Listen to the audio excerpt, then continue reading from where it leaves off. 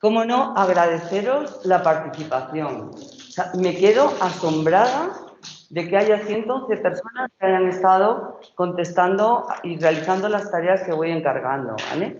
Y que además estén haciendo bien, o sea, que hay una buena sensación, ¿vale?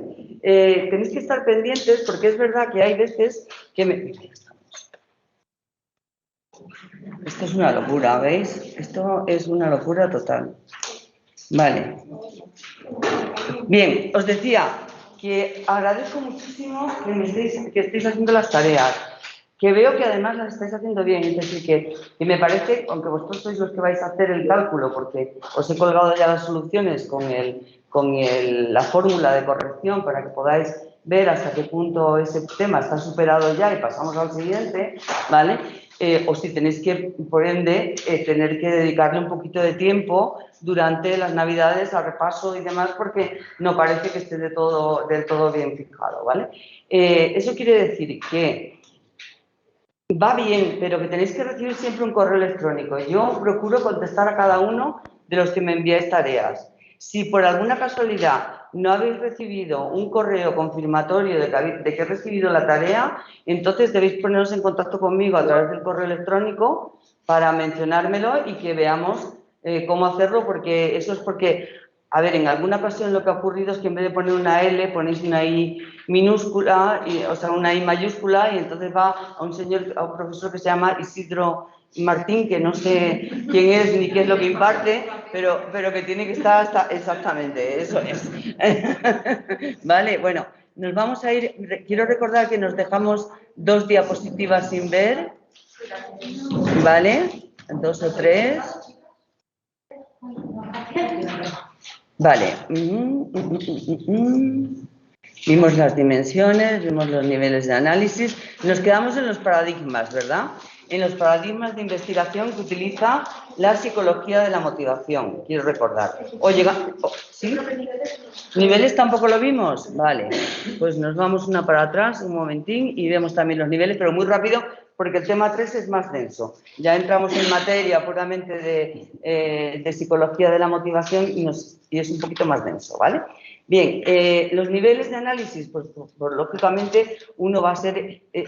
están relacionados en el fondo con los enfoques que han estudiado la psicología de la motivación. Entonces, ¿qué vamos a tener? Pues un nivel fisiológico que tiene que ver con todo lo que está relacionado con el sistema nervioso y especialmente con el sistema nervioso autónomo y los cambios que se pueden producir en él, ¿vale? Son estudios relacionados con la parte más biológica del ser humano y con lo que tiene que ver, como os digo, con el cerebro especialmente, con los neurotransmisores que intervienen en cada momento, etcétera, ¿vale? En el nivel individual es donde se pretende determinar cuáles son los factores que de alguna manera influyen en la conducta personal de un individuo concreto, ¿vale? Ahí es donde estamos en el nivel individual, ¿vale? Pues, por ejemplo, los estudios que hizo Bandura en su día sobre la agresión en niños cuando utiliza el aprendizaje motivacional u observacional, es decir, el aprendizaje por imitación de modelos, que también veremos más adelante. Por eso no me entretengo mucho en él, porque entrará dentro del tema de aprendizaje, motivación y aprendizaje, que es el tema 7, ¿vale? Por otro lado tenemos el nivel social, porque ya os dije, es que el individuo es un ser social. Entonces, por lo tanto, son estudios que se dedican a ver cuáles son los motivos que tienen que ver con el comportamiento del ser humano, por qué actúa de una determinada forma y no de otra. Y, por ejemplo, a ver, pues si el grupo, aquí estamos otra vez, si el grupo quiere una cosa y yo quiero otra diferente, pero esa cosa que yo quiero entra en contradicción con lo que quiere el resto del grupo, pues lógicamente al final acabará haciendo lo que hace el grupo. Es decir, ¿qué es lo que nos motiva para seguir esas reglas del grupo y a interactuar unos con otros, ¿vale?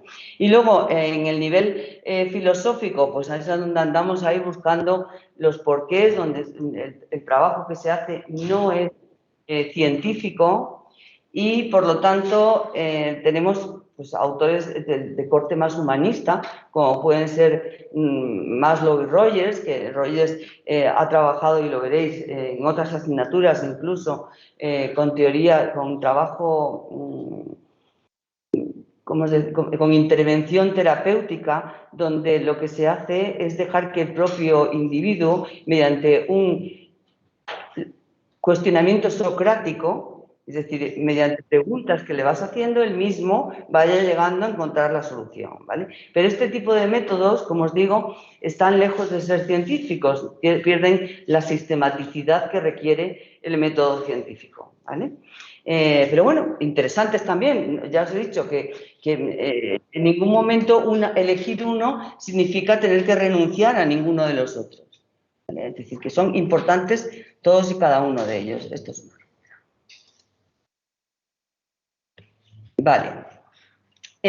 Seguimos un poquito y os decía cómo estudia, es decir, desde qué paradigmas, ¿vale? Bueno, pues tenemos 3 paradigmas, ¿vale? El paradigma experimental, donde el investigador manipula una de las variables para ver cómo esta variable influye sobre otra, ¿vale? Es decir, yo puedo manipular los niveles de comida para ver cómo las ratitas dentro del laberinto corren más rápido o menos rápido para obtener la alimentación. Y manipulo además, por ejemplo, el peso previo que tenían, privándoles de alimentación durante un tiempo para que estén todas en el mismo peso, ¿vale? Es decir, en el experimental lo que busca es causa-efecto. Y donde tenemos una variable independiente, que es la que manipula el investigador, y una variable dependiente, que es el resultado de esa intervención, ¿vale? Por ejemplo, en el ejemplo que os puse del atleta, ¿recordáis? El atleta que vais a tener que hacer en la segunda práctica, es también el ejemplo de un diseño experimental. En este caso es de caso único, pero es experimental. ¿Por qué? Porque mediante la intervención que hacemos, lo que pretendemos, la intervención sería en este caso la variable independiente. Intervenir o no intervenir. Hacer una intervención psicológica a través de entrevistas motivacionales o no hacerla. Y esa variable que yo manipulo, esperamos que influya en el nivel motivacional que tiene. Y si se incrementa el nivel de motivación intrínseca, que es lo que se busca con ello, entonces se conseguiría tener también un mejor rendimiento en las pruebas deportivas.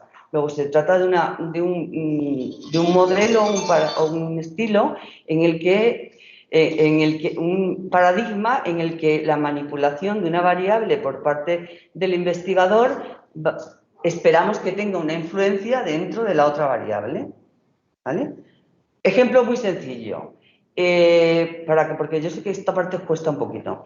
Ejemplo muy sencillo, por ejemplo, ¿quién nos tiene mejores resultados en matemáticas? Esta puede ser la pregunta, ¿vale? Los que siguen, y esta es la hipótesis, o seguimos con la pregunta, ¿los que siguen una formación tradicional o los que siguen una formación experimental mediante el implemento de técnicas a través de ordenador, mediante programas que les permitan a ellos hacer tareas interactuando, ¿vale?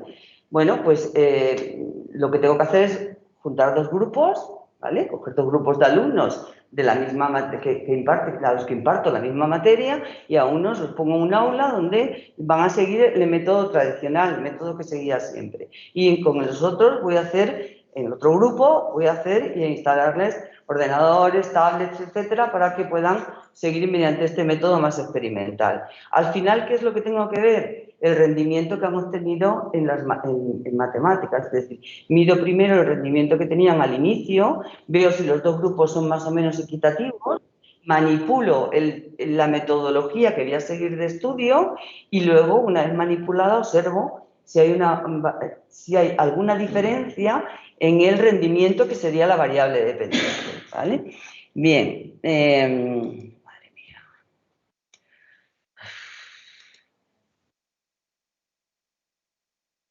Vale. Eso en cuanto al paradigma experimental, ¿vale? El correlacional. Aquí no podemos ver causa-efecto. Aquí no es el investigador el que manipula ninguna de las variables. Aquí lo único que hacemos es ver si en la medida en que aumenta una cosa, aumenta otra. Por ejemplo, en la medida en que aumenta la motivación, se obtiene un mejor resultado. Pero yo no manipulo la motivación, ¿vale? Imaginaros un videojuego, ¿vale? Eso, aunque lo llaman práctica experimental, no lo es, porque yo no manipulo la motivación que tiene el sujeto, ¿vale? El nivel de motivación. Pero deduzco que si tiene un mayor nivel de motivación, ¿vale?, va a obtener también un mejor rendimiento en el videojuego que está realizando, ¿vale? Eso es una investigación correlacional, aquella en la que el investigador no manipula ninguna de las variables, solo trata de ver si hay relación entre ellas, pero ojo, no me digáis que en una ciudad donde hay más cigüeñas hay más nacimientos. Pues sí, pero no es causa-efecto. Es decir, es que es tan sencillo como que hay más campanarios, hay más lugares, está más en el sur, por lo tanto, bueno, pues es más fácil que tiene mayor población, por lo tanto, luego es normal que también nazcan más niños, porque hay más población, pero no porque haya más cigüeñas, ¿vale? O sea, quiero decir, los porqués ahí no los podemos ver, los veríamos si utilizáramos el paradigma experimental, no mediante el paradigma correlacional. Y por último tenemos el paradigma cualitativo. En este lo que hacemos es una investigación más profunda, ¿vale? Es decir, es cuando no conocemos muy bien el ámbito que queremos estudiar, no sabemos muy bien cómo medirlo y tenemos que aproximarnos a ellos mediante estudios de campo, ¿vale? Esto sería cualitativo, es decir, imaginaros que quiero ver el grado de agresividad que tienen los niños en un colegio, ¿eh? Y digo, bueno, a ver, ¿cómo mido eso?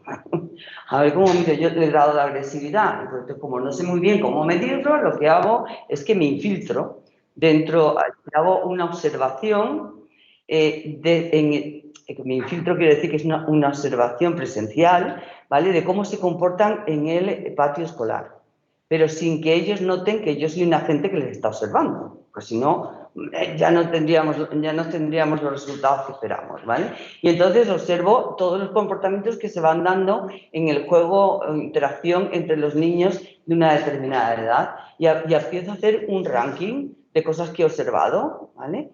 Y entonces, a lo mejor, a partir de ahí, que eso es cualitativo puramente, puedo diseñar una escala observacional donde vaya apuntando cuántas veces hacen cada una de las conductas que primero he observado de manera cualitativa, ¿sí? Pues esto sería un poco el paradigma cualitativo. Significa entrar más en profundidad, ¿de acuerdo? Y significa no valorar cuantitativamente, sino tratar de conocerlo. No nos permite de ninguna de las maneras hacer una investigación experimental o correlacional, ¿vale? Bien. ¿Cómo y dónde se investiga? Pues casi ya os lo he dicho, ¿eh? Es decir, podemos hacer investigación de campo cuando estamos in situ, en el lugar en que se produce la conducta y observamos cómo se produce, o podemos hacer investigación de laboratorio, donde manipulamos las variables, por ejemplo, para ver cómo, una vez manipulada la variable independiente, cómo afecta a la variable dependiente. ¿Vale? Un laboratorio es, por ejemplo, pues la práctica 1 que vais a hacer sobre manipulación de los niveles de premio en es decir, cambiando los niveles de premio, cómo cambia la motivación para realizar la conducta. ¿Vale? Eso será la segunda práctica que veréis. Y eso se hace en un laboratorio, pues son ratitas que están dentro de un laberinto donde a las 3 ratas, la A, la B y la C, se les va a privar de comida durante unos días hasta que se queden en el 75% de su peso, ¿vale? Y luego a cada una de ellas se le va a poner en el laberinto con una cantidad de premio al final. Van olisqueando, ¿vale?, hasta que llegan a la comida, dando la palanquita, llegan a la comida y comen. Lo que puedo manipular es cuánta comida pongo. Entonces, pero todo esto sería en laboratorio, ¿vale? Un poco para que tengáis una idea. Y bien, y con esto había terminado el tema 2, ¿vale? Y nos vamos rápidamente al tema 3. Entonces, ¿entendido todos en casa? ¿Alguna duda? Bueno, espero que no, porque no tenemos tiempo. O sea, que un poco nos da igual que tengáis muchas o pocas dudas, porque finalmente hay que seguir adelante y si las tenéis, pues...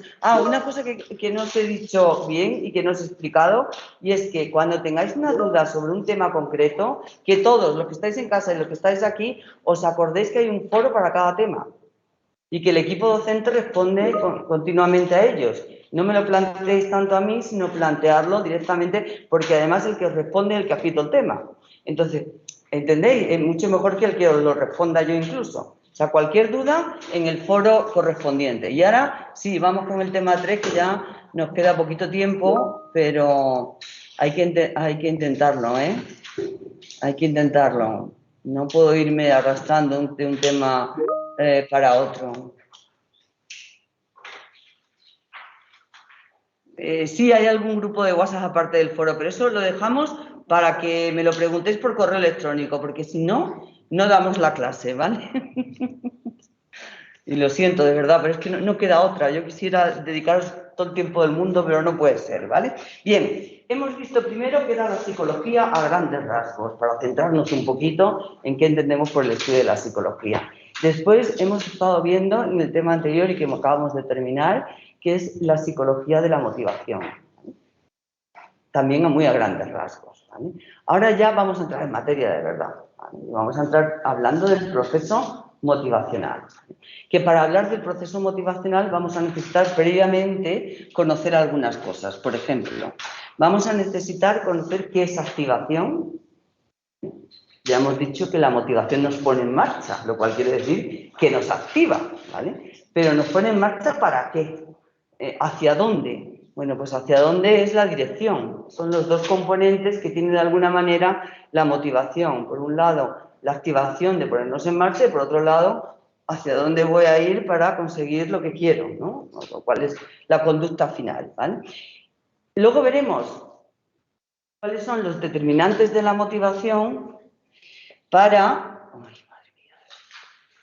A ver, vamos a dejarle que pase. Es que encima llegan hasta tarde, o sea que ya es el... Mira la otra, ¿eh? Ha quedado genial. Hemos visto ahí fumando. Bueno, no voy a entrar en ello porque si no, no llegamos. Pero hemos visto una bocanada de humo ahí que nos ha inundado toda la pantalla. Bien, o de vapor, no lo sé, porque no me he fijado mucho, no me ha dado tiempo. Bien, decía que después vamos a ver qué es lo que arranca la motivación. Y lo que la arranca pueden ser tanto determinantes internos, del propio individuo, como externos, del medio en el que está. Para después ya por fin ubicar lo que es el proceso motivacional según tres autores diferentes. Según Deckers en primer lugar, pero bueno, también vamos a ver algo de Ribby, ¿vale? Pero sobre todo quiero que os fijéis en Enrique García Fernández Abascal. Enrique García Fernández Abascal, ¿sabéis que os comenté que, a ver, que esta asignatura, estas dos asignaturas, psicología de la motivación y psicología de la emoción, antiguamente, e incluso en otras universidades, se imparten como una única asignatura. Y son los procesos activadores y por lo tanto se ven juntos, porque tienen muchas partes similares. Ahora luego os diré alguna más, ¿vale? Bueno, pues Enrique García Fernández Abascal, que elabora el proceso motivacional, y os lo ponen aquí como un modelo viable, es el catedrático de Psicología de la UNED que lleva el equipo docente de la asignatura de Psicología de la Emoción. Es decir, que en el segundo cuatrimestre, de hecho, da clases, hace tutorías, pero no aquí en Parla ni en Madrid Sur, las hace en Jacinto Verdaguer. Jacinto Verdaguer, sabes que está, bueno, ¿cómo se llama el sitio? Aviación Española, me parece. El centro está al lado de Aviación Española, que está pues muy cerca de Campamento y toda esa zona, ¿vale? Bueno, pues Enrique García Fernández Abascal es un fenómeno, ¿vale? Y de hecho lleva mucho tiempo trabajando en este ámbito. Luego os contaré alguna cosita más de él. Y Palmero, pues es amigo de Enrique, es Francisco Palmero, y imparte su docencia en la Universidad Jaume I está en Castellón, efectivamente. Bueno, no sé si él está en Elche porque tiene dos campus, no sé si está en el de Elche o en el de Castellón exactamente. Pero Francisco Palmero son muy amigos los dos, ¿eh? Lo que pasa es que a veces se llevan un poco de aquella manera. Pero sí, porque tanto uno como otro se han dedicado a una parte muy bonita muy bonita, pero muy difícil de la activación, de lo que vamos a ver como activación, de la medida de la activación, que es la parte fisiológica. El registro psicofisiológico de la activación, tanto la activación producida por una emoción como producida por una motivación. ¿Vale? Pero bueno, ya lo veremos. Por último, veremos cuáles son los componentes de la motivación, que ya los sabéis de memoria porque los hemos ido hablando todo el tiempo. Es decir, ¿de dónde viene? Pues una parte biológica, una parte de pensamiento cognitiva y una parte que tendría que ver con lo que hago, con el comportamiento o con la parte más motora, ¿vale? Pues no voy a llegar a ese, así que lo cuento ya, ¿vale? Bien, vamos. Una pequeña introducción muy breve, ¿vale? En general, la mayoría de los autores lo que nos vienen a decir es que... a ver, un segundín. Te veo todo el tiempo que tratas de hacer la foto y quiero decirte que en el foro de la asignatura, que lleva mi nombre, está colgada la presentación. O sea que la tenéis disponible. De hecho, alguno la tiene impresa en papel porque la tenéis en el foro, ¿vale? Si quieres luego al terminar, te quedas un poquito conmigo y te cuento cómo llegar hasta el foro, ¿vale? Bueno, si la buscaste antes de ayer no estaban, ¿eh? Porque las puse ayer. Claro, las puse ayer. Es decir, me gusta siempre echarle un vistazo el día anterior de dar la clase, por si acaso quiero modificar algo, ¿vale? Entonces, por eso es que os la cuelgo siempre el día anterior a daros la clase, ¿vale? Bien, decía que en principio, vamos allá, que vamos a dar permiso a Estela y a María Burgos, ¿vale? Ya están dadas permisos. Seguimos. Aquí hay otro más, no me diga, por favor. Es que es imposible. O sea, yo no sé cómo lo vais a tener que hacer, pero esto nos consume tiempo. Vale. Bien, decía que para la mayoría de los autores no cabe duda de que en la motivación existe algún tipo de fuente de energía, ¿vale?, que es responsable de que se active el comportamiento. Eso para la mayoría. Ahora, lo que pasa es que para unos esa fuente es, ¿cómo deciros?, es única y para otros es específica. Es decir, depende y hay varias fuentes, ¿vale? Entonces, bueno, pues autores como Linsley, Maslow, Malmo, Head, Duffy, etcétera, lo que proponen es una teoría general de la activación donde hay una única fuente, una única fuente de energía, ¿vale?, y que actúa a modo general en todos los individuos y en todas las situaciones. Luego, por lo tanto, es inespecífica, no es para algo específico en concreto, es general, ¿vale? Si hay alguna diferencia, tiene que ver en cuanto a la intensidad con que me motivo, ¿vale? Es unidimensional, es decir, lo único que tiene que ver nuevamente es la cantidad de energía que movilizo y poco más. Y es además unidireccional, solamente lleva a un objetivo, ¿vale? No hay más, ¿vale? ¿Y cómo se expresa? Pues a nivel fisiológico, ¿no? El hecho de estar activado es una activación que se puede ver a nivel fisiológico. Luego os hablaré de ello, pero a nivel fisiológico, cuando hablo de nivel fisiológico, quiero decir que cuando me activo, aumenta la tasa cardíaca. No es lo mismo que estar tranquilo, relajado o en sueño o durmiendo, ¿no? Que cuando yo me activo, lo que hago es que se activa mi tasa cardíaca, mi tasa respiratoria, sube un poquito mi temperatura, hay una mayor conductancia electrodérmica, es decir, circula, si me ponen una corriente eléctrica va a circular más rápido, y si me activo más, además se me pone carne de gallina y cosas de ese tipo. Bueno, pues eso es a lo que se referían ellos, es decir, lo único que ven es una activación fisiológica, nada más, ¿vale? Pero no distinguen entre si es más no tiene que ver si es más fisiológica o más motora, no entran en ello. Sin embargo, autores como Lace y Icey y Obris lo que nos dicen es que, a ver, la activación es específica. La activación es específica, es que dependiendo del sujeto y dependiendo de la situación en que se encuentre, se va a producir una activación o no. ¿Vale? Es decir, la fuerza impulsora depende de cada uno. ¿Sí? Mira, esto y se manifiesta además de distintas formas. ¿Vale? Entonces, esto del ACEI, que ya lo veremos un poquito más adelante, que volvemos a hablar de él, pero el ACEI es el precursor de la teoría de Lang sobre la teoría tridimensional de las emociones. ¿Vale? Lang, cuando habla de... Por eso digo que van tan de la mano motivación y emoción. La teoría de Lang de la tridimensionalidad de las emociones nos dice que las emociones se pueden manifestar tanto, hay 3 sistemas de respuesta, a nivel cognitivo, lo que pienso, ¿vale? Como a nivel fisiológico, de lo que siento, y ahí hablamos de la parte de lo que se ha hablado antes, pues bueno, pues una persona que tiene ansiedad, por ejemplo, puede manifestarlo con dolores de estómago, con dolor de cabeza, con el latido cardíaco, siente el corazón y siente el latido en todas partes de su cuerpo, etcétera, ¿vale? Sube la presión arterial, todas estas cosas, ¿no? Eso es lo que se llama somatizar. Sí, de alguna manera, es decir, de alguna manera, a ver, lo que sabemos es que una emoción, por ejemplo, como el miedo, nos activa.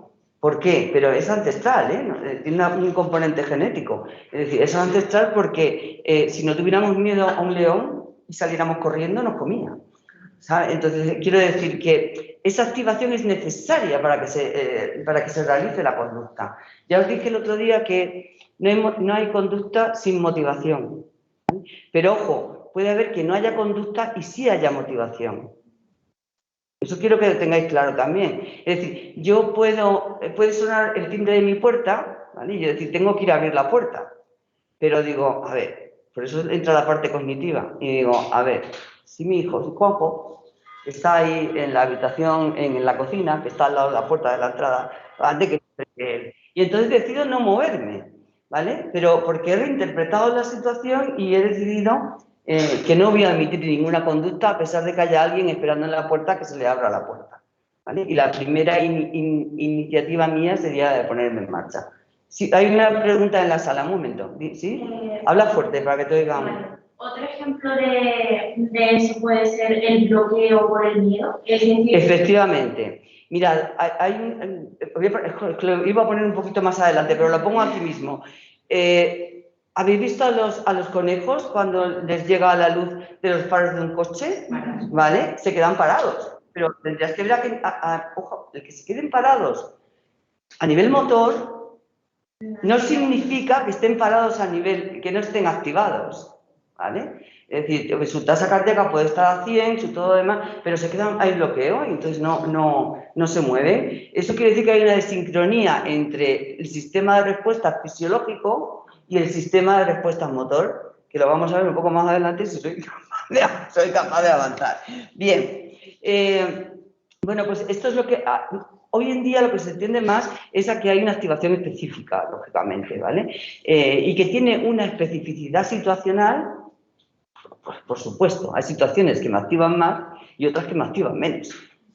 Y que además hay una especificidad individual. A mí me puede activar mucho el tener un examen porque siento ansiedad y por lo tanto me empiezo a preparar con mucho tiempo antes para no fallar y hacerlo mal porque sé que me cuesta y o cuando tengo que hablar en público o algo por el estilo, ¿vale? Y sin embargo hay otra persona a la que esto no le afecta en absoluto. Entonces no supone ninguna activación tan grande como para que lleguemos a eso, al bloqueo. ¿Vale? Bien, seguimos un poquito más. Hay alguien más aquí, madre mía, de verdad. Vale, seguimos. Siguiente diapositiva y vamos allá. Bueno, por lo tanto, ya os dais cuenta que la motivación es un proceso, ¿vale? Y que es un proceso que es dinámico, y es un proceso que es adaptativo. Fijaros lo que hablábamos antes, es decir, tiene como principal objetivo el que el individuo pueda aumentar la capacidad que tenga para adaptarse, para que su organismo se adapte a cualquier cambio que pueda darse en el entorno, ¿vale? Sin ir más lejos, lo que os decía el día anterior, si no como, muero, si no bebo, muero, si no tengo la motivación de ser, entonces acabaré muriendo. Entonces, es importante para la supervivencia. Por un lado, esos motivos innatos que llamamos primarios, ¿vale? Como la sed, el hambre, el sueño, el sexo, etc. El sexo más para la supervivencia de la especie que para la del individuo, pero al final es supervivencia, ¿vale? Y, sin embargo, los motivos secundarios, como el motivo de logro, el motivo de afiliación, tienen que ver más con mi crecimiento personal, ¿vale? Entonces, en el fondo es que el individuo se va adaptando al ambiente, emitiendo determinadas conductas gracias al proceso motivacional, gracias a la motivación que tiene, ¿vale? Ferguson llega a definir pues esto como un proceso interno, lógicamente no es visible, es un proceso interno del individuo que es dinámico, que da energía, ¿vale? Y que al mismo tiempo dirige la tendencia de acción. ¿Hacia dónde voy a ir? A encaminarme para lograr el objetivo que quiero, ¿no? Pero ojo, todo ese proceso no quiere decir que tenga que darse siempre igual, es que encima puede ser variable. ¿Por qué? Porque pueden ocurrir cosas entre medias que hagan que el proceso varíe, ¿vale? Es decir, yo puedo plantearme, por ejemplo, que tengo un examen importante y que no voy a salir el próximo fin de semana, es un ejemplo, porque estoy motivada y quiero estudiar, ¿vale? Pero de repente pues hay un concierto que no me había enterado de un cantante que me encanta y que hace años ya, y además con todo de la pandemia no lo he podido volver a ver, etcétera, etcétera, etcétera. Bueno, pues ¿qué pasa? Que el objetivo de mi motivación puede variar, ¿eh? Hacia ese otro objetivo que está más cercano, más próximo y que bueno, pues como no me lo voy a... Entonces cambio, ¿vale? Hay esa posibilidad. Luego, se puede dar una variabilidad tanto en la intensidad de la activación que tengo, como en la dirección de la conducta de lo que voy a hacer, ¿vale? Luego, fijaros que estoy hablando todo el tiempo de activación y de aspectos de activación y aspectos direccionales o de dirección. Vamos a ver cada uno de ellos un poquito, ¿vale? Primero, activación.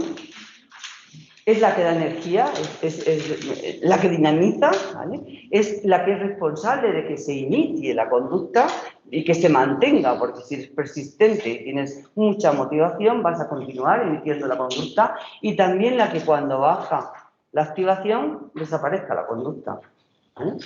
Bien, diferentes, Lasse ya lo he mencionado antes, y él nos hablaba de que la activación se puede manifestar a 3 niveles de actividad, ¿vale? Se puede ver a nivel cortical, electrocortical, estamos hablando del sistema nervioso autónomo simpático y parasimpático, ¿vale? Localizado generalmente en torno al hipotálamo, amígdala, etcétera, que ya veremos más adelante, no os quedéis con esto, simplemente para que sepáis de qué estoy hablando, ¿vale? A nivel fisiológico, y ahí, ojo, a lo que sí me refiero es a esa parte que hemos dicho de activación de la tasa cardíaca, la tasa respiratoria, la temperatura, etcétera, y a nivel motor, claro, si es que tengo que hacer algo. Una vez que me he planteado que la motivación me pone en marcha, es con un objetivo, y ese objetivo culmina con la conducta motivada, luego, de alguna manera, motora, ¿vale? A ver, en general, a toda esta característica que es energizante, ya os digo que le llaman activación, sin más. Lo que pasa es que fijaros que activación tiene mucho que ver con emoción también. Entonces, es difícil deslindar una cosa de la otra. Hemos dicho que tanto la motivación como la emoción son procesos psicológicos básicos activadores y por lo tanto se manifiestan de una manera similar. Se manifiestan en esos 3 sistemas de respuesta, que os decía, el cognitivo, lo que pienso, el fisiológico, lo que siento, y el motor, lo que hago, ¿no? La conducta que emito. Vale. Bien, Cannon, cuando hablaba de activación, la identificaba como que solo era activación fisiológica del organismo, ¿vale? Y por lo tanto se refería a la respuesta, al cambio que se iba dando, produciendo en las respuestas del sistema nervioso autónomo, sistema nervioso central, pero sistema nervioso autónomo, ¿vale? Sobre todo el simpático y el parasimpático. A ver, el simpático es el que activa y el parasimpático es el que ahorra energía.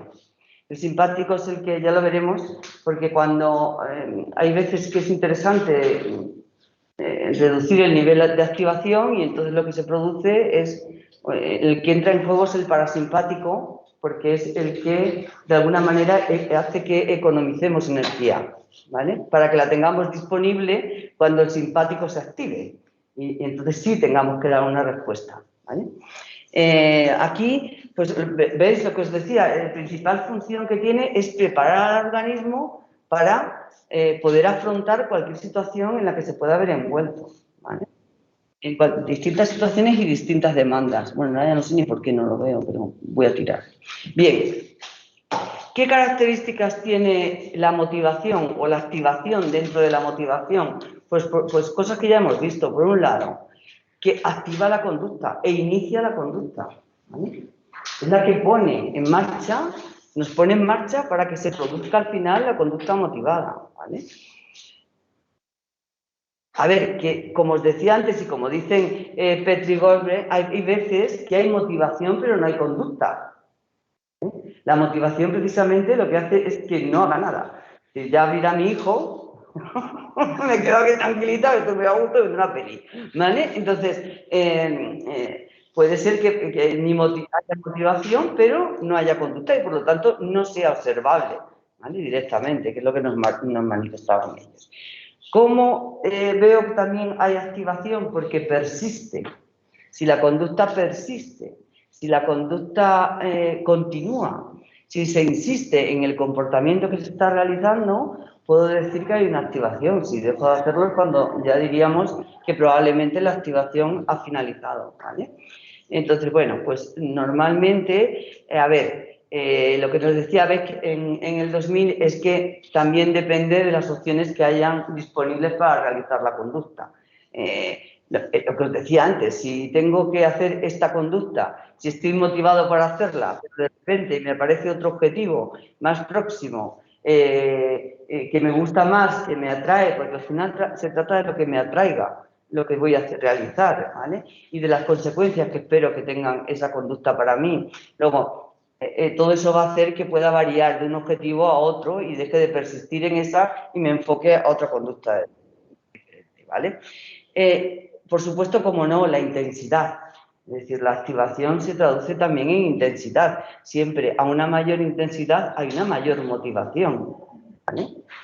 Aunque, ojo, esto va a depender también de cosas que veremos en el tema 7, en el aprendizaje, ¿vale? Si es una tarea que está muy aprendida, no necesita tanta motivación, no necesita tanta activación, ¿vale? Si es una tarea y al revés, es decir, que luego lo vamos a ver en las relaciones entre activación y rendimiento, que ahí sí que es verdad que se arma un poco un lío, porque estamos viendo que es necesario una determinada intensidad en la activación para arrancar la conducta, ¿vale? Pero, ¿cuánta? ¿Mucha? ¿Poca? Pues parece que cuando hay mucha es malo y cuando hay poca también. Entonces ahora lo veremos en cuanto a esto. En cuanto a los estudios que se han ido haciendo sobre la activación, ¿vale?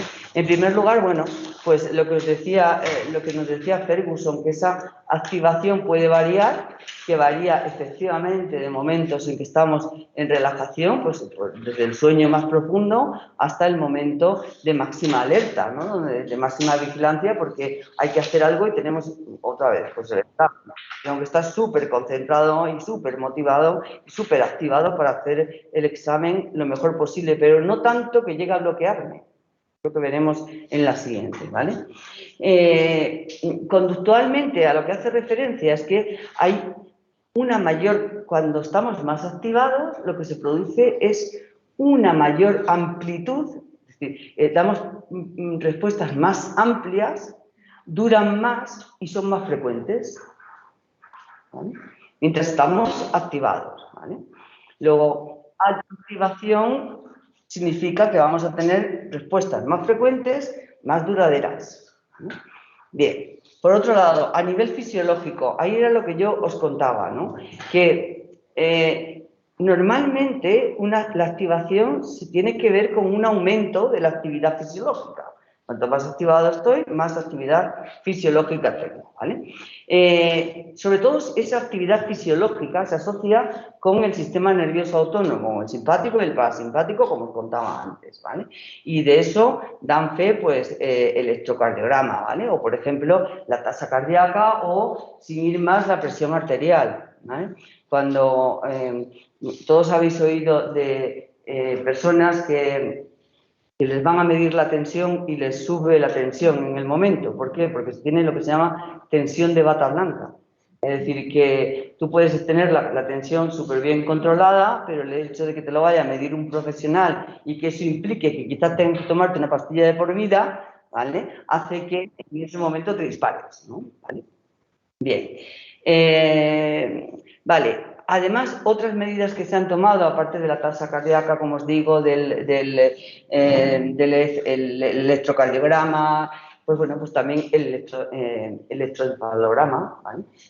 Ojo, una muy importante es la respuesta electrodérmica, ¿vale? La conductancia electrodérmica de la piel, ¿vale? Que luego realmente en el libro, en la edición anterior, la práctica que se hacía como segunda práctica era evaluación no mediante autoinforme, sino evaluación mediante registros psicofisiológicos, y en ese caso se tomaba como medida la respuesta electrodérmica. Como esto lo vamos a ver en el tema 9, creo, pues tranquilos que lo desarrollaremos más, ¿vale? Aquí lo que se ha ido viendo está claro que es que siempre elijas la medida fisiológica que elijas, cuanto más activado estés, más respuestas fisiológicas, más tasa de respuestas, ¿vale? Bien, cuando varías las tareas y las situaciones, también se producen diferentes reacciones de motivación y de activación. Es decir, en primer lugar, lo que os contaba antes, el fraccionamiento de respuesta. ¿Qué quiere decir esto? Que puede ser que me active mucho a nivel fisiológico, pero que a nivel motor no haga nada. Es cuando hay una desincronía entre lo que siento y lo que hago. ¿Por qué? Pues porque se ha producido probablemente un bloqueo, ¿vale? Entonces, puedo estar muy activada fisiológicamente, pero sin embargo no hacer nada, quedarme bloqueada y no hacer nada. Imaginaros, pues, soy una buena ciudadana y veo que están robando a una persona en el metro al lado mío, ¿no? Y bueno, pues a lo mejor lo primero que pienso es que voy a poder ayudar, pero cuando llega el momento se produce la activación fisiológica y me bloqueo y no ayudo a engancharlo o pararlo, o al revés, no se produce ningún tipo de activación fisiológica, ¿vale? Pero reacción, o muy poca, porque alguna tiene que producirse, ¿vale? Y reacciono inmediatamente y engancho a la persona que se quiere llevar lo que estén robando a la persona, ¿vale? Porque me he dado cuenta, ¿vale? Bien, pues esto es un poco lo que tenéis que tener en cuenta, es decir, que al final somos, aunque la motivación y la activación se da en todos los seres humanos para que se produzca, y en animales cuando hablamos de motivos primarios, para que se produzca la conducta, sí que es verdad que en cada uno se da de una manera diferente y por lo tanto hablamos de estereotipia de respuesta. Es decir, yo puede ser que cuando estoy muy activada me suba la tensión arterial y me suba la tasa cardíaca, pero a lo mejor no tengo dolor de estómago, ni tengo dolor de cabeza, no siento malestar ni náuseas, ¿vale? Es decir, yo tengo una forma determinada de activarme, que puede ser diferente a la de otro, ¿vale? Y además es posible que, dependiendo de la situación en la que me enfrente o el objetivo que tenga, me provoque más o menos activación. Y se activen unas respuestas y no otras. ¿Sí? Como os decía antes, pues si dice, bueno, vamos a ver, que voy a consultar al médico a que me vea cómo estoy, qué tontería. O sea, lo único que quiero es mi objetivo, la motivación que tengo para ir es saber cómo me encuentro, ¿no? Y sin embargo, me siento y en cuanto veo venir con la bata blanca, el chisme para medirme la tensión, pum, se me dispara la tensión en el momento, ¿vale? Bueno, pues eso es lo que quiere decir, es que hay una estereotipia de respuesta en mí que funciona a nivel de subirme la tensión cuando me veo en situaciones en las que tengo que reaccionar de alguna manera, ¿vale? Bien, ¿qué ocurre? Que generalmente, y como es tan difícil utilizar los sistemas de registro psicofisiológico, lo que se suele hacer para medir la motivación o la activación es a través de autoinformes, ¿vale? A través de cuestionarios, ¿vale? Que nos sirven para medir la activación humana. Dime. ¿Es un estudio fisiológico el autoinforme? El autoinforme no es un estudio psicofisiológico porque el estudio psicofisiológico requiere vamos a ver, voy a intentar de explicarlo brevemente. Tú puedes ser consciente de que se ha producido una activación fisiológica en ti, ¿vale? Puedes ser consciente, si noto que mi corazón va más rápido. Joder, tengo náuseas, ¿cómo no voy a ser consciente de que tengo náuseas? ¿Vale?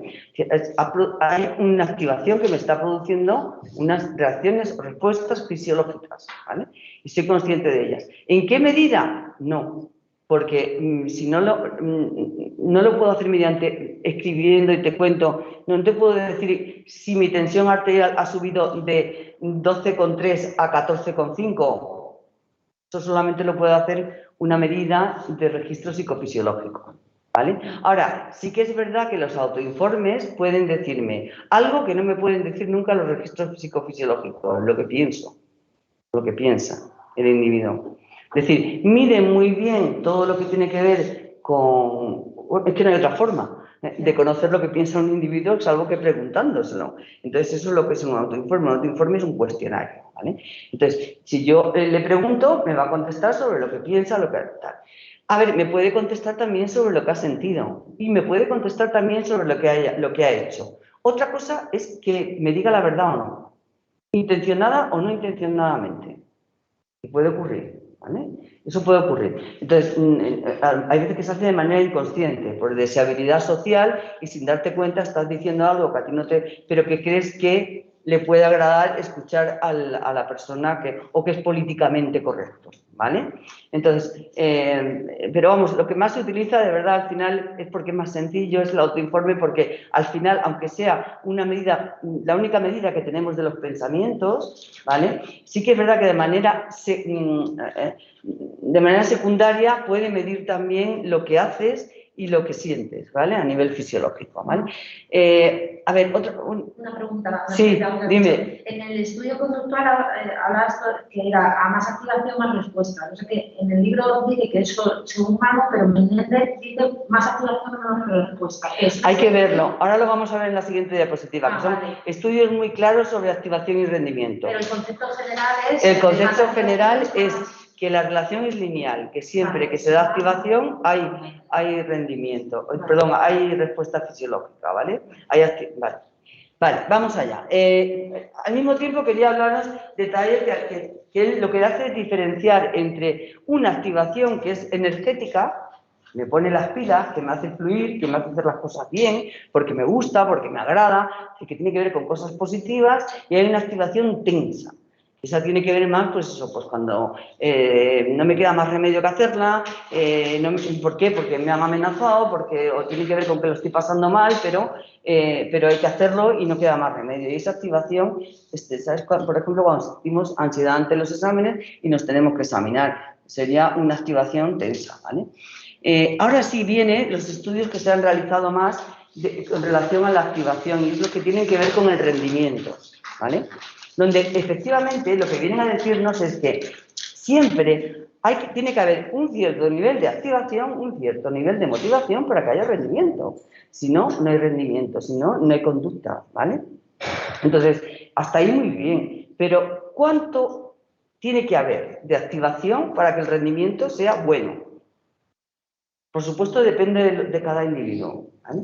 Pero lo que sí que es cierto es que niveles muy bajos de activación y niveles muy altos de activación, ¿vale?, producen escaso o nulo rendimiento.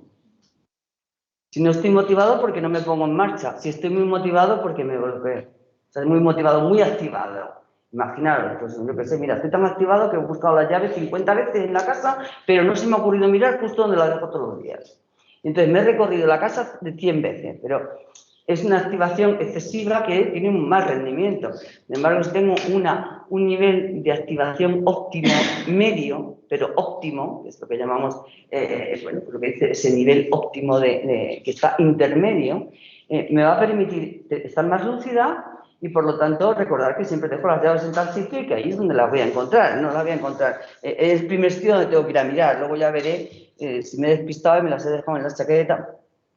¿Entendéis lo que os quiero decir? ¿Vale? Bien.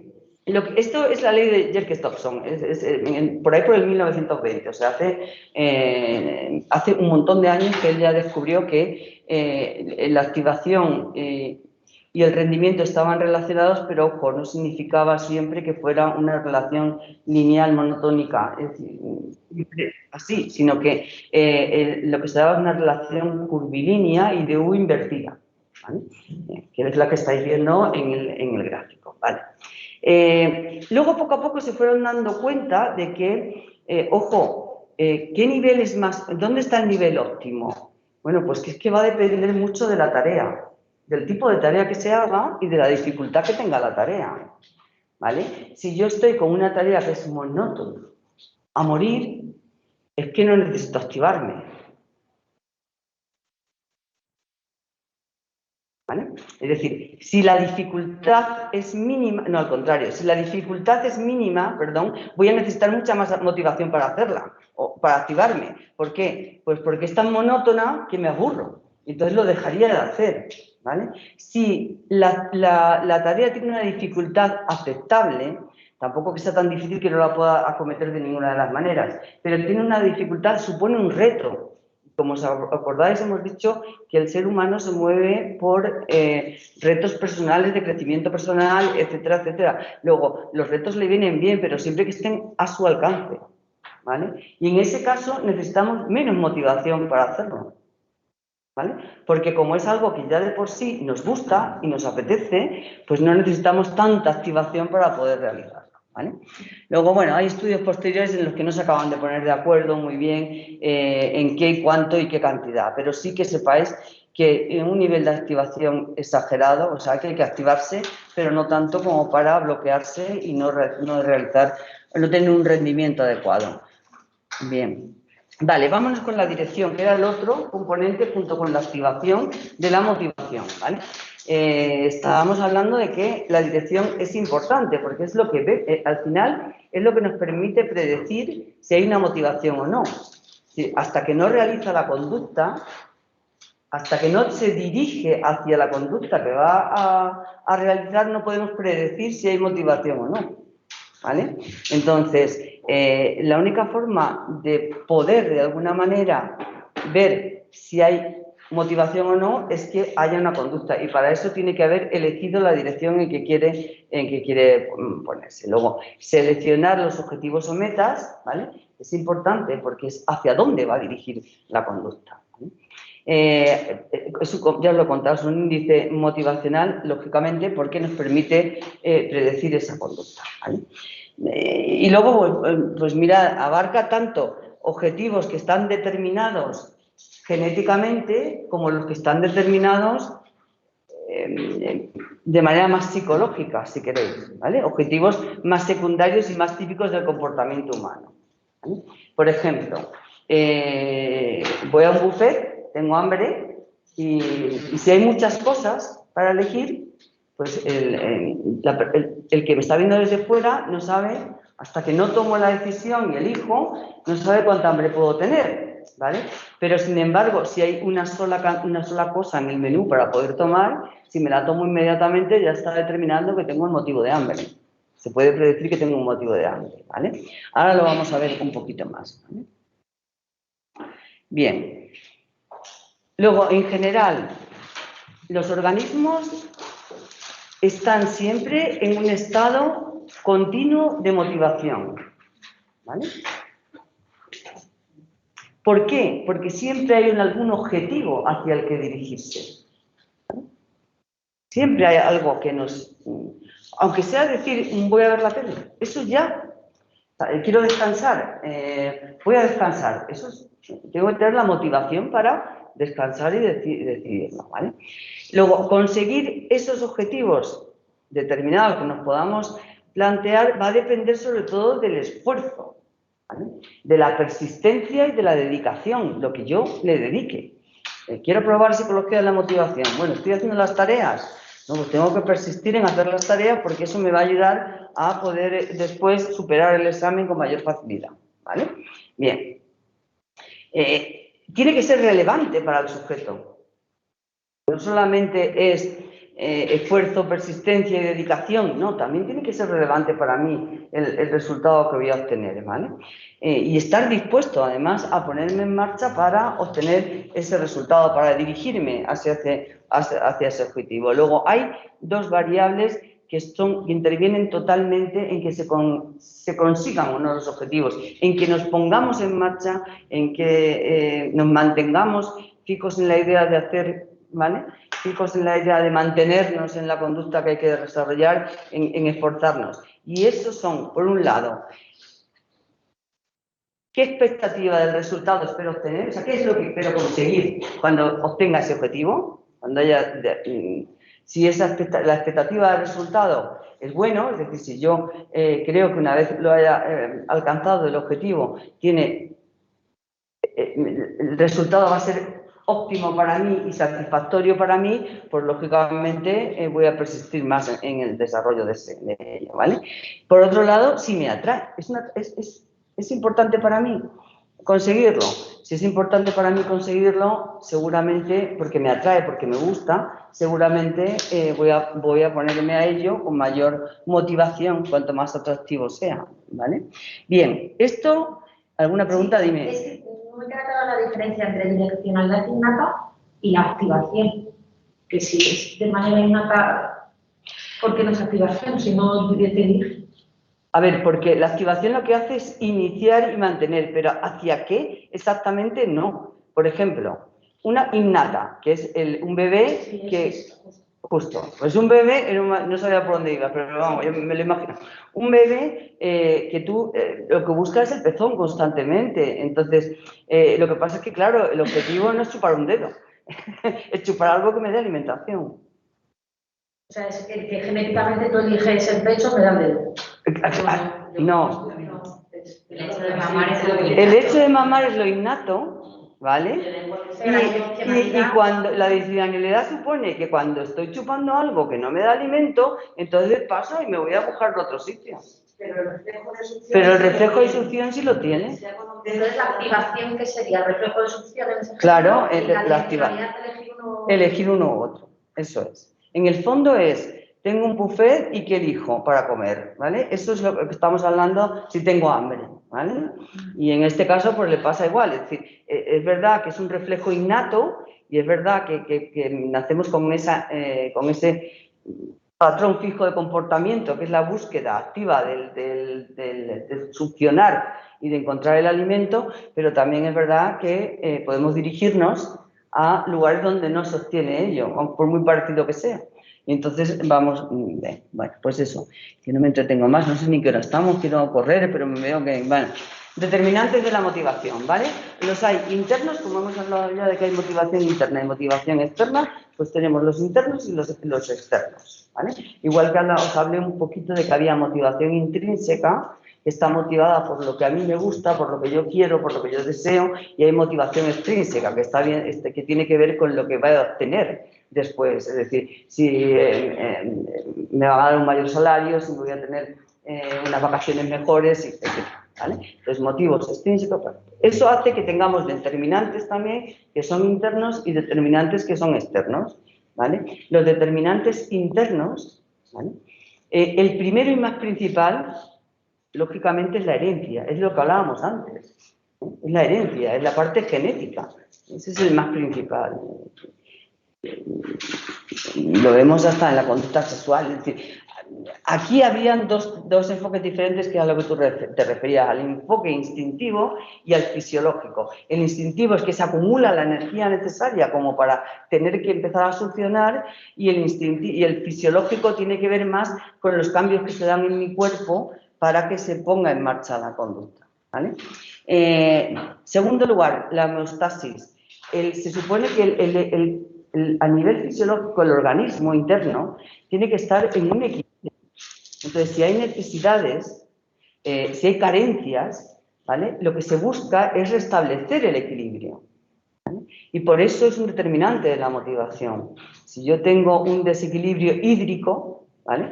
Pues lógicamente, y una carencia, porque he bebido poco, pues lógicamente aparecerá el motivo, la motivación para beber.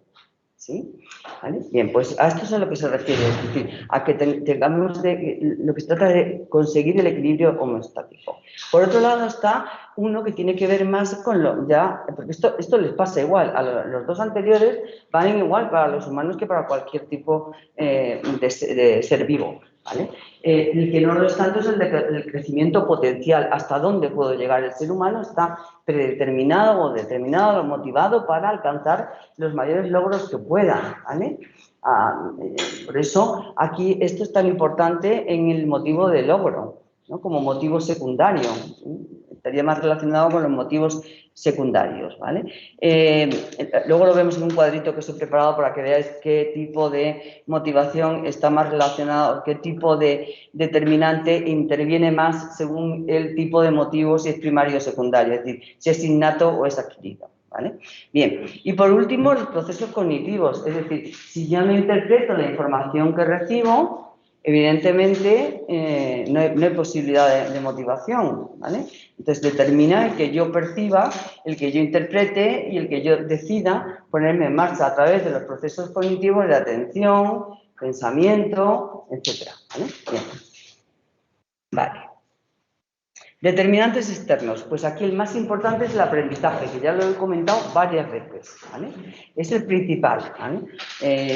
Holt llegó a determinar hasta toda una teoría sobre la interrelación que hay entre el aprendizaje y la motivación, ¿vale? En la producción de la conducta en sí, ¿vale?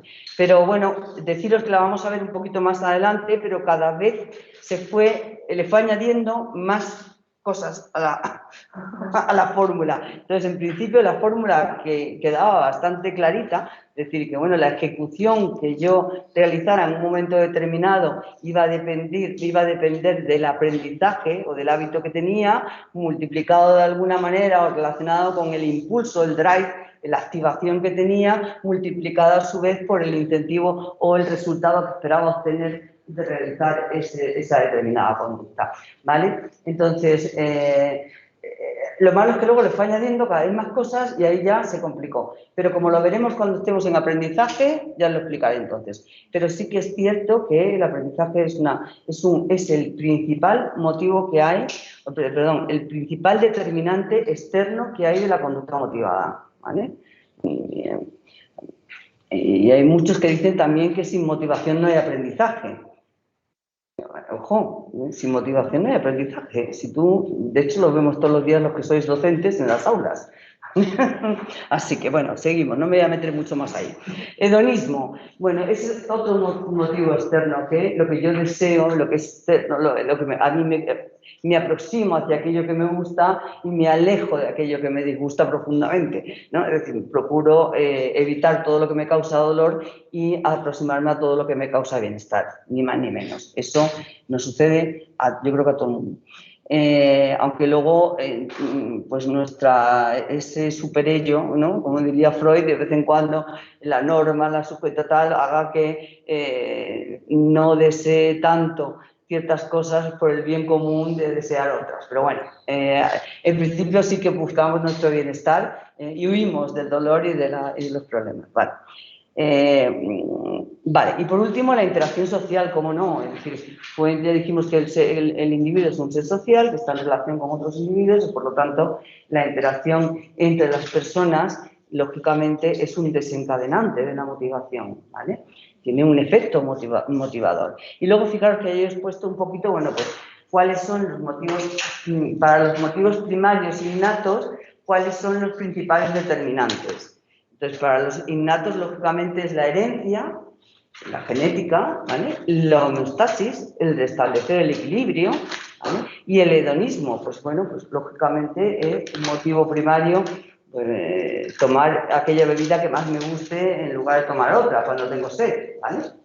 Bien, por otra parte, y evidentemente huir de cualquier cosa que me pueda, imaginaros que en algún momento he tomado algún pescado que tenía anisakis, pues a partir de ese momento no volveré a tomar un pescado en mi vida, ¿vale? Entonces ahí el hedonismo también está, por temor a que me pueda sentar mal, ¿vale? Y estoy hablando de un motivo primario que es el de alimento, o alimentarme, comer, ¿vale? Bien, de motivos secundarios que ya os dije que están los de logro, la afiliación, etcétera, bueno, son motivos que se adquieren, por lo tanto, si son adquiridos, se han aprendido, ¿vale? Luego el aprendizaje tiene que estar como el fundamental, ¿vale? Pero también está la interacción social por el motivo de afiliación y también está el crecimiento y los procesos cognitivos, porque quiero lograr llegar más allá y necesito de esos determinantes para que me pongan en marcha, ¿vale? Bien, nos vamos al proceso motivacional, ¿vale? Ha sido, de verdad, de alguna manera definido o se han creado diferentes modelos según autores distintos, ¿vale? Pero en el fondo y el denominador común a todos ellos es que se trata de un proceso dinámico que es interno, ¿vale? Y que la principal función que tiene es aumentar la probabilidad de que el sujeto o la persona se adapte al medio o al entorno en que se encuentra, ¿vale? Es decir, que es un proceso adaptativo. En eso están de acuerdo todos.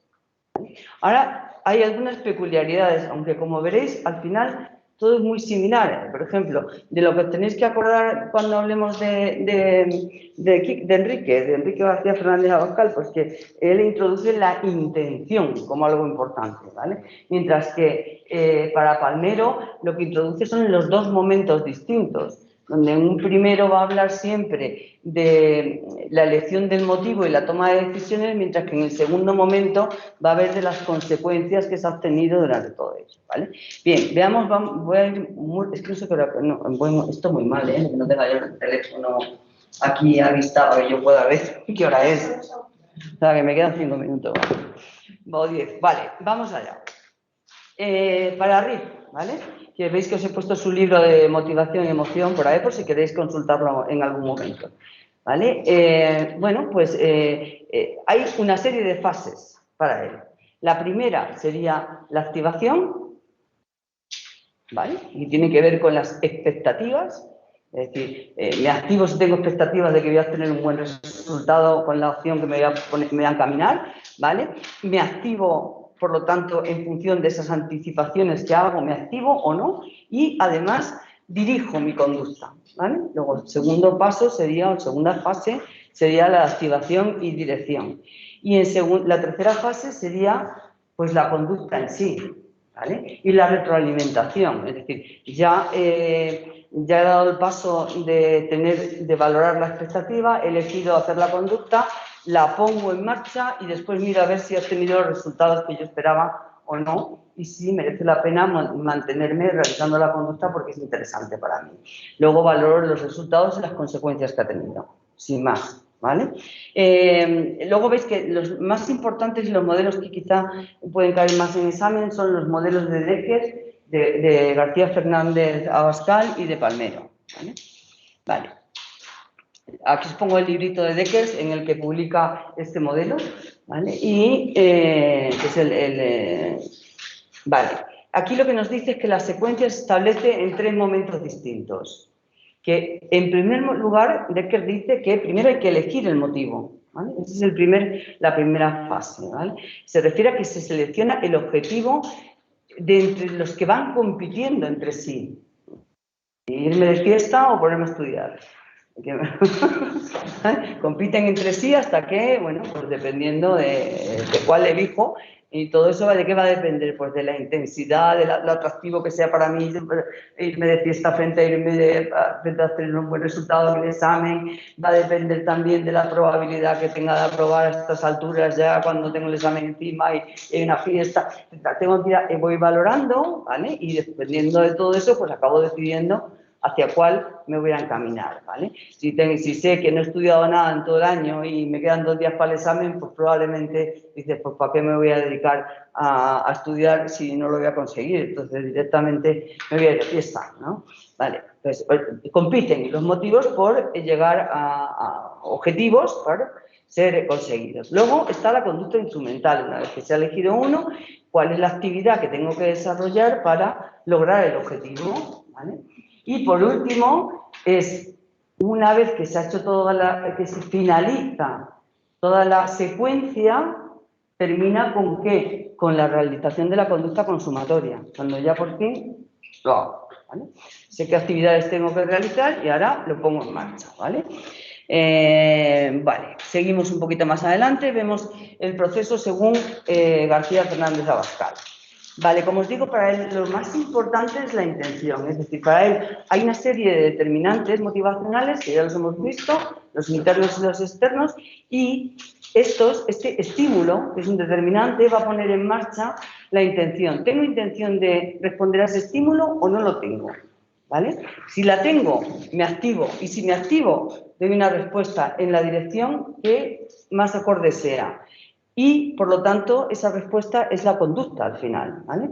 Pero, ojo, hay todo un proceso de retroalimentación, de biofeedback, ¿vale? Si queréis, de feedback, donde se va viendo hasta qué punto se está alcanzando el objetivo o no y si el objetivo perseguido es lo que yo esperaba, lo que no esperaba, etcétera, ¿vale?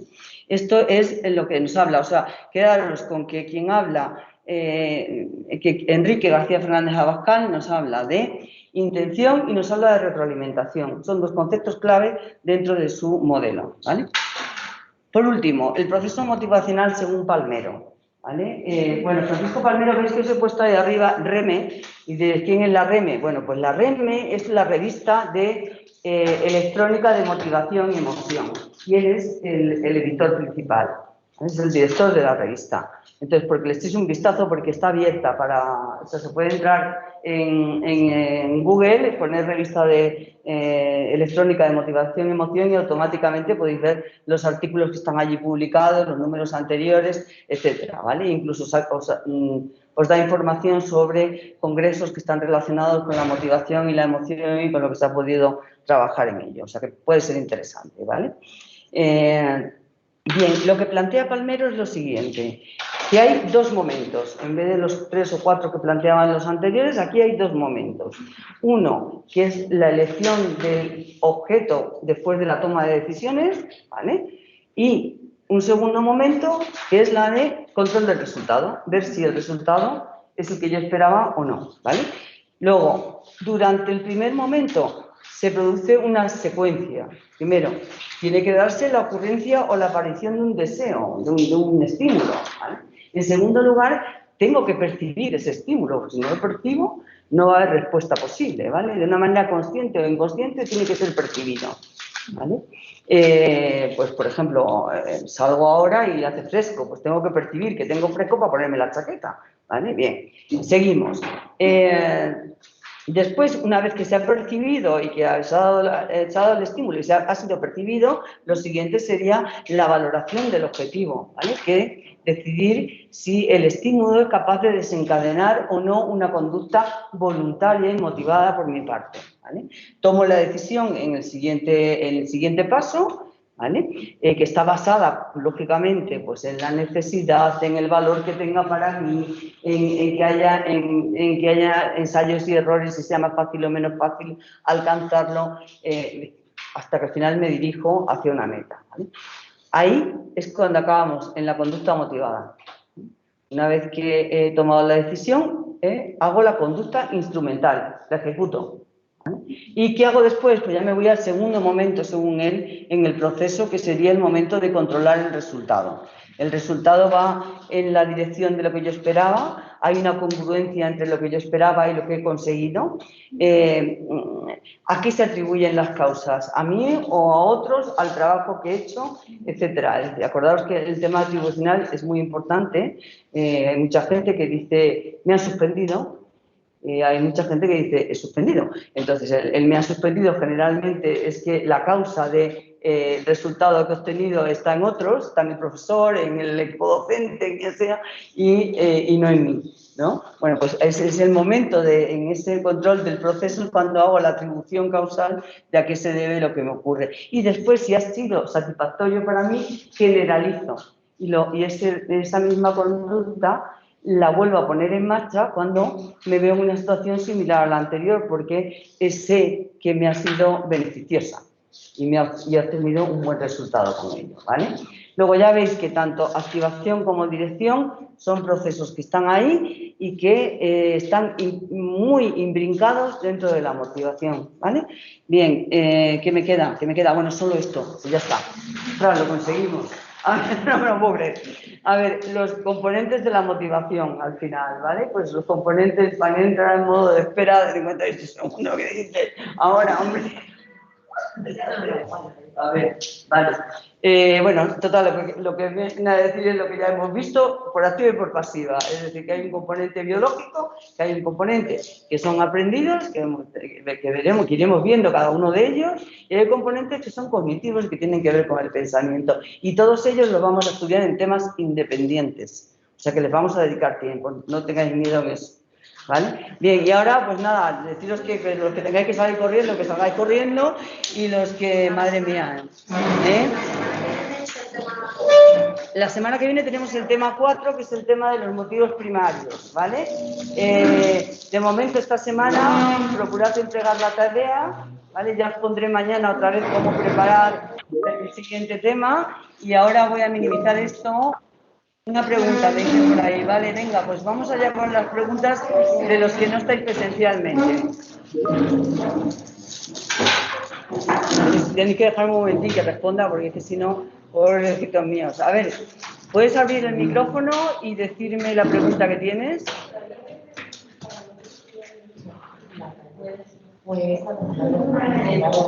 Y si no puedes abrir el micrófono, ¿puedes escribirme tu pregunta? ¿Me escucha? Te escucho perfectamente. Vale, el libro hace referencia a aspectos cuantitativos y cualitativos de la motivación. Y mi duda es, ¿los cuantitativos es la intensidad y los cualitativos la dirección? Exactamente. Siempre que hablemos de cuantitativo, estamos hablando de activación. Y siempre que hablemos de cualitativo, estamos hablando de dirección. Vale, genial, ¿Vale? gracias, que no entendía. Muy bien. ¿Alguna más, por favor?